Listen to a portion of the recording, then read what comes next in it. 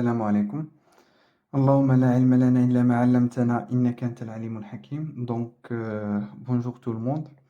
Dans cette nouvelle vidéo, on va parler d'une nouvelle notion plutôt.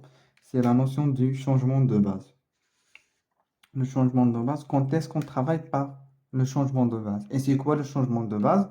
Et qui dit un changement de base, on parle directement de la matrice de passage.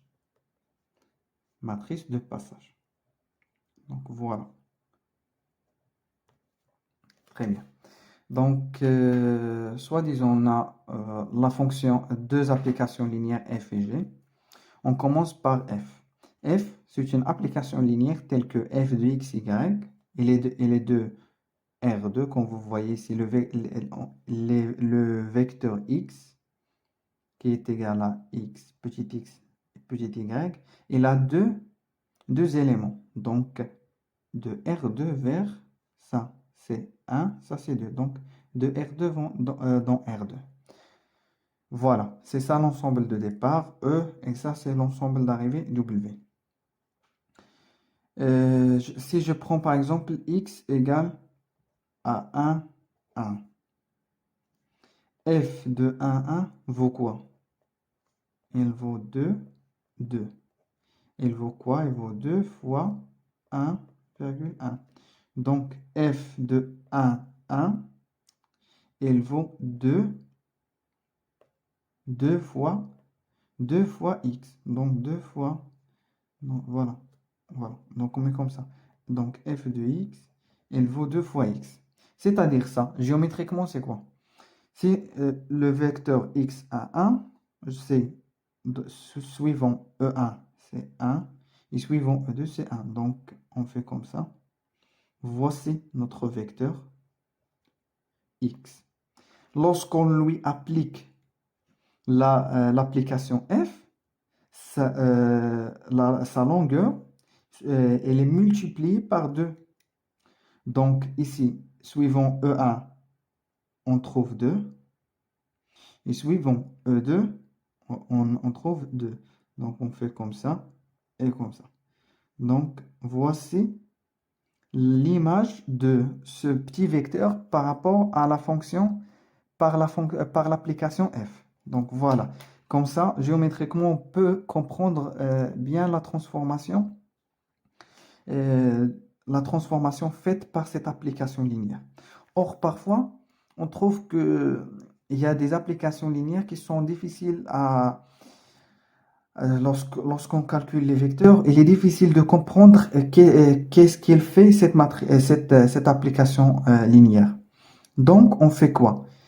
Comme il est difficile d'interpréter cette application G dans la base E1 et E2, alors on crée une nouvelle base. Par exemple, E1' et E2'. Il se peut qu'il soit comme ça.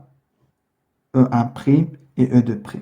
Ou bien, il peut être comme ça. Donc, c'est à nous de définir la nouvelle base. Donc, lorsque je dis le changement de base, c'est-à-dire je change la base dans laquelle je fais l'étude ou bien dans laquelle j'applique cette application linéaire.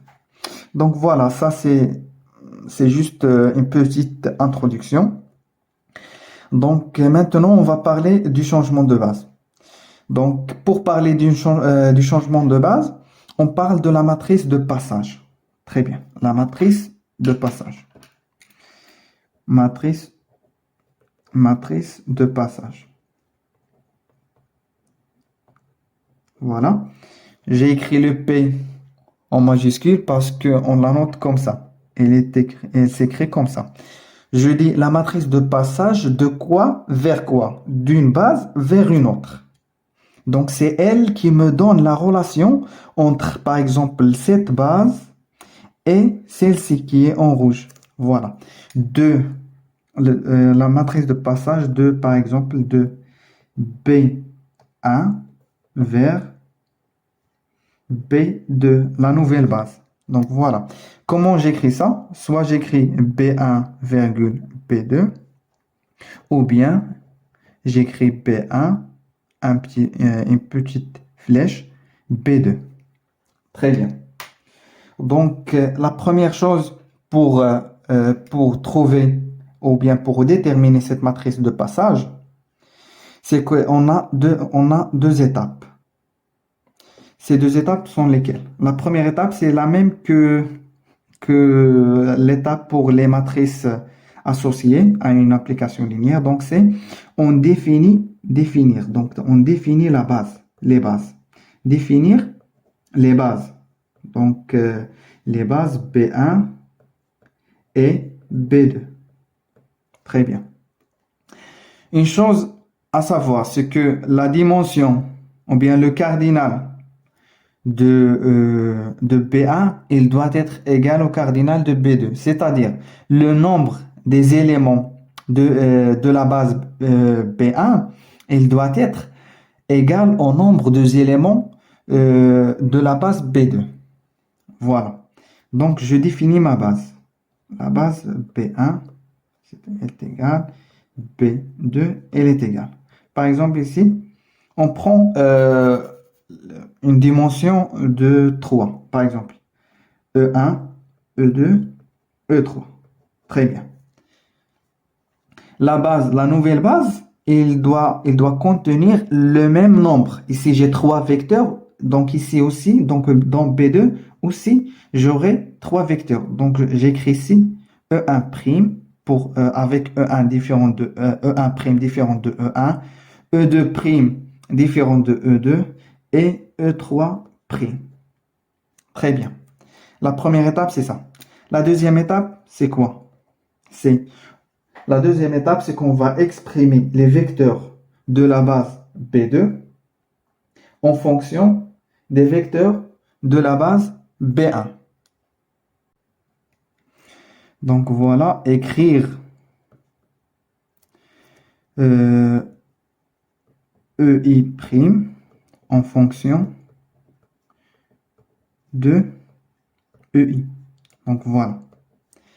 Qu'est-ce que je dis par ça? Par exemple, on doit écrire ça, comme ça. E1', il doit être égal à quelque chose fois E1 plus quelque chose fois E2 plus quelque chose fois E3. De même pour E2',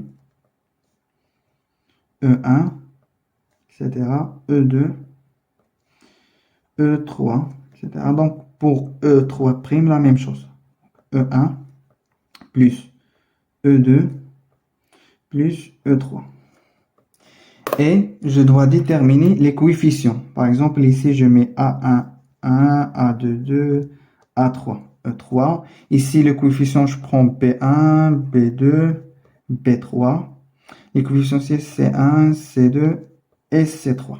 Très bien. Après avoir écrit les vecteurs de la nouvelle base en fonction des vecteurs de l'ancienne base, alors, troisièmement, on écrit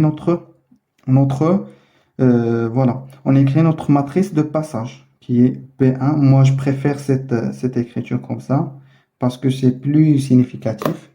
Donc voilà, je mets quoi? Je mets B1 comme ça, 2 égale. J'ouvre ma matrice et je la ferme. Ici, je mets E1'. Les colonnes, dans les colonnes, je mets les vecteurs de la base, de la deuxième base. Donc E1', E2' et E3'. Très bien.